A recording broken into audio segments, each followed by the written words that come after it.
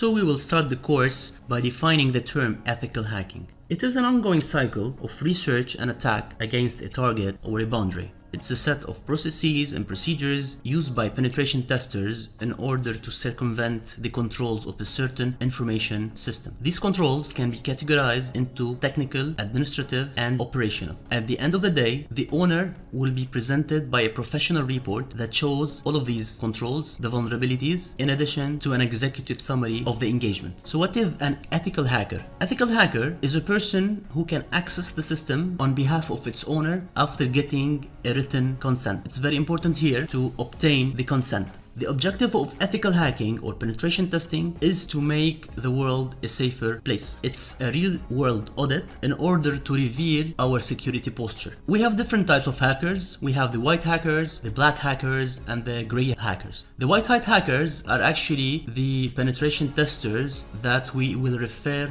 to during our course. We're the good guys. A white hat hacker will have access to the system on behalf of its owner in order to test it and reveal the security weaknesses it has. Meanwhile, black hat will access the system without a consent from the user, without a permission from the user to perform some hidden agenda. Meanwhile, gray hackers, they lie in between. They usually access systems without permission, but they don't have some hidden agenda. They just do this for their own benefit. The name of the game is to identify vulnerabilities in the system that can be exploited. It is important to note before going on with this course that the skills that you will learn, you should not leverage them to break into anything that you don't have permission to. It is completely illegal to access systems that you don't have explicit or written permission to. We will perform everything on our VM, virtual machines, or the systems that you actually own. Again, I repeat, this is very important. Please do not exercise the skills that you will learn during this course just to attack systems that you don't own. So why are we using Kali for this course? Kali is considered to be the premier operating system for penetration testing, forensics, security audit, and other related uses. It's an easy to use platform and consider it as a weapon for you in order to perform any kind of security engagement, because it is an all-in-one solution that has lots of security applications, as we're going to see. Kali is the successor of Backtrack, which used to have many applications that perform the similar functionality. This duplication in applications has been removed in Kali. The main features of Kali are that it's always a free system. It's a robust solution that can be updated very easily. It has more than 300 penetration testing tools, which is really awesome. It has support for lots of devices, including Raspberry Pi, microcomputers, Android. Discover that during the course. It's completely customizable and it has multilingual support. The main tools that we will be exploring during this course are the ones listed here and more. But just to give you an overview, some of these tools are Metasploit, that is used for network penetration testing, the Nmap for vulnerability scanning, Wireshark to monitor the traffic, AirCrackNG to crack into wireless network, John the Repair, password utility, and so on and so forth. We will discover these applications and more, as I said, in this course. It's not only theoretical. We will see how to use and leverage the information that we will learn on Kali machine directly. There are different ways to install and use Kali. The first approach is to download the ISO image from the website, burn it to a DVD, and install it from there. The second approach is to install the Kali Linux on an SD card or a USB memory stick and boot from there. Mainly this is used for microcomputers such as Raspberry Pi. Another approach is to use and boot from PXE environment over the network and install Kali from there. What we're using for this course is the last approach, which is downloading VMware image and importing it onto our VMware player. In this video, we will install Kali Linux operating system on top of VMware. Go to vmware.com, press on the Downloads menu, then Free Products Download section, click on Workstation Player. Scroll down, download the latest version of this player. Note that while installing the product, you need to select personal or home use as it will be for free. Go ahead, download the product and follow the easy installation wizard. After installing the product, your screen should look something like that, but the left pane will be empty as you will not have any operating system. Now go to Kali.org website, click on the Downloads menu, then download Kali Linux submenu. Scroll down and click on the VMware link. Again, scroll down and download the latest Kali Linux VMware image. Note that the current version is 2020.1. This might change while you're seeing this video. If you want to download earlier versions of Kali Linux, go to this website here, kali.org/category/releases, and you'll be able to see all of the previous releases. The main difference between 2020.1 releases and the previous releases is that this release has a default non-root user named Kali. The previous releases has a default user called root, and it has unlimited access to the system. In the new releases, you need to use the sudo command with many of the commands in order to interact with the system. After you have downloaded the image, you need to extract it to a local folder on your machine. Here is the list of the extracted files.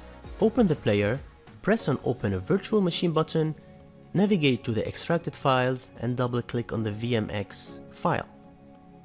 You can edit the virtual settings and the resources from this button, but I'll be using the default resources. Press on Play Virtual Machine to spin up Kali. Select Kali GNU Linux. If you're importing the machine for the first time, you'll be prompted by a message. Just press on I have copied it. As we've said earlier, the default credentials here are Kali and Kali. Welcome to Kali. Your ethical hacking journey will start from this desktop. Feel free to take some time to discover the look and feel. The main menu is found here, having all the tools available in this release. The terminal emulator can be accessed from these buttons. Open a terminal and write a very simple command ifconfig, which should give us the network configuration. Press enter, and as you can see, the command was not found. The key here is to provide the sudo command before the ifconfig. Why? Because again, Kali is a default non-root user. Press on enter and you'll have the network settings. If you're doing that for the first time, the terminal will ask you for a password. So each time you do a sudo command, you'll be asked to provide a password. You can live with that, or you can use a command to provide a passwordless interaction with the terminal. Just copy and paste this command here on your terminal, press enter. Select Enable Passwordless Privilege Escalation. The terminal will not ask you anymore for your password. But again, you need to use sudo each time. Throughout this course, I will be using the root user directly. You can do that by typing sudo space su. And now you will be able to invoke all the commands without going into the hassle of providing a password or writing sudo command each time. Due to the fact that Kali operating system is continuously being updated, you might see some slight difference in the GUI and look and feel of some of the applications we will use in this course. However, the functionality and the main purpose remains the same. Notice that when you do the sudo space su command, the color codings are not there anymore. To resolve this issue, we need to edit the bash rc file. So issue the command leafpad and then bash rc, open the file, select all, remove, and then paste the content of this file. I will show you here on GitHub. It is github.com/redpython961 and /Kali.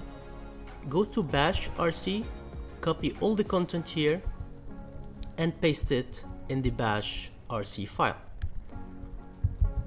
Now save the file, close it, close the terminal, open the terminal again, issue the sudo command, and as you can see, the color codings are there.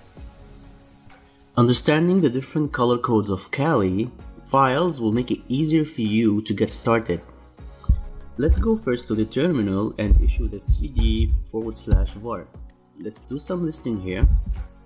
You'll see that there are lots of blue namings here. So the blue color refers to a directory. So these ones here, backups, cache, lib, etc., these are the directories.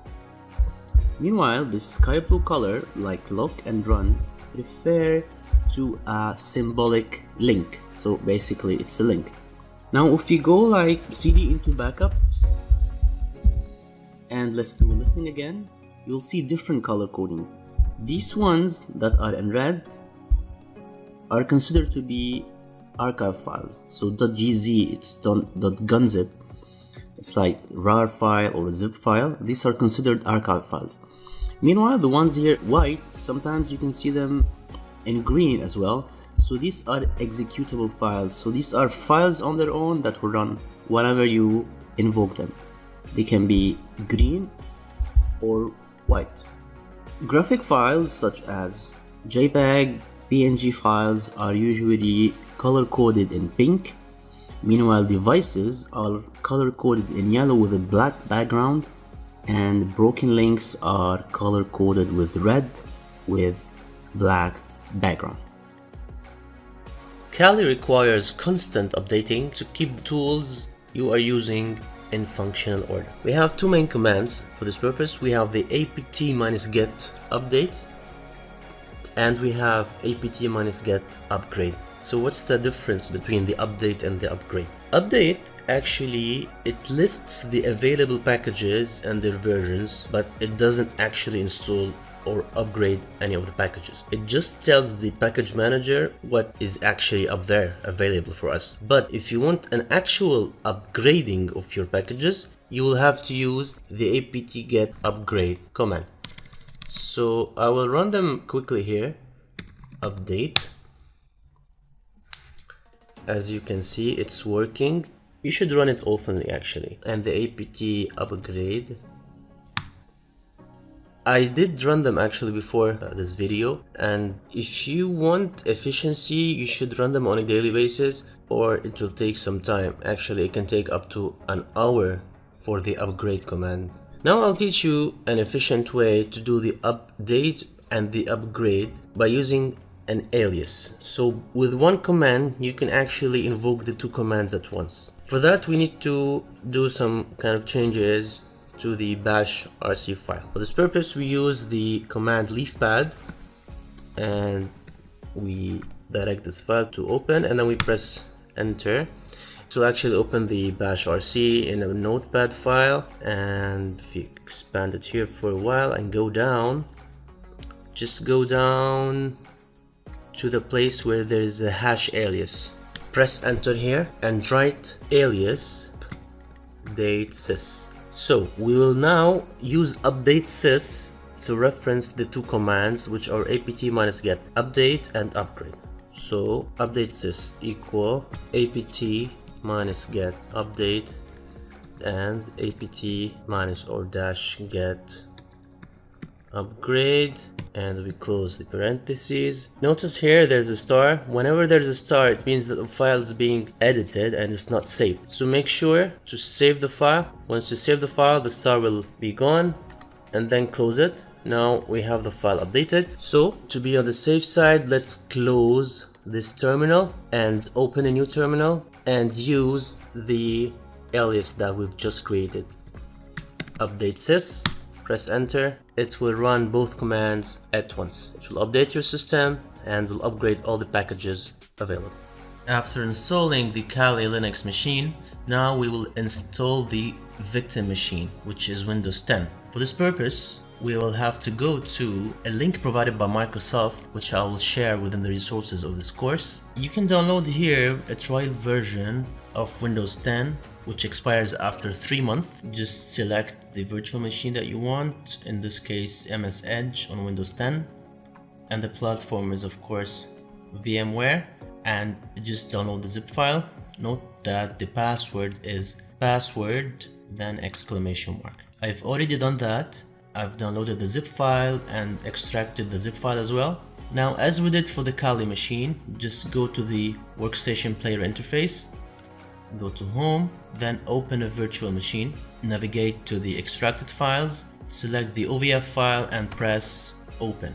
Here you can name the Windows machine. I'll name it Windows 10. and then you can press on import. Importing the Windows machine will take some time, actually a couple of minutes, before it populates on the interface of the player. Now you can see that the Windows 10 machine is populated. As we did for the Kali, we can edit the virtual machine settings. Actually here the memory use is 4 gigs. I'll downgrade it to 2 gigs and press OK, and then we'll run the Windows machine.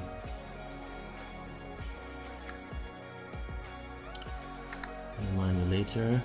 And here we go. Now you have the Windows 10 machine up and running, and we have our lab set up.